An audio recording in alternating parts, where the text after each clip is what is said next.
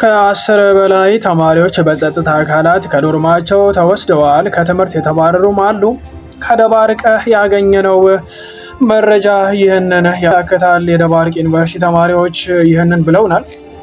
ተማሪዎቹ ከሳምንት በፊት ረቡዕ የተቃውሞ ሰልፍ ያካሄዱ ሲሆን በሁለት በተማሪዎች ላይም ጉዳት መድረሱን አዩዝ ሀበሻ መዘገቡ ይታወሳል። እኛም ዘግበንላችሁ ነበር።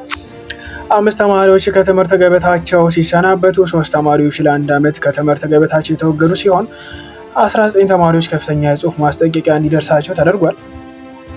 ከሳምንት በፊት ረቡዕ ምግብ ይስተካከልልን በሚል ጥያቄ ያቀረቡ የደባርቅ ዩኒቨርሲቲ ተማሪዎች ሰላማዊ ሰልፍ መውጣታቸው የሚታወስ ሲሆን በወቅቱ አመፅ ቀስቅሷል የተባሉ ተማሪዎቹ ሰሞኑን በጸጥታ አካላት በኃይል ከዶርማቸው መወሰዳቸውንና የተባረሩም እንዳሉ ተማሪዎቹ እየገለጹም ይገኛሉ። ትናንት ህዳር 27 2018 ዓመተ ምህረት 12 ተማሪዎች ከዶርማቸው በጸጥታ ኃይሎች እንደተወሰዱና ያሉበት እንደማይታወቅ ተማሪዎቹ ሲገልጹ የተስተዋሉ ሲሆን አንዳንዶቹ ደግሞ የተወሰዱ ተማሪዎችን ቁጥር ወደ 17 ያደርሱታል።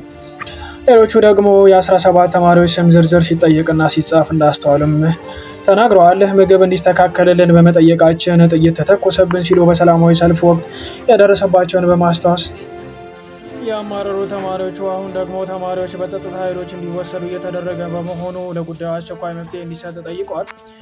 የዩኒቨርሲቲው የህዝብና ዓለም አቀፍ ግንኙነት ዳይሬክቶሬት ዳይሬክተር አቶ አምሳሉ ተበጀ በበኩላቸው የጽሑፍ ምላሽም ሰጥተዋል።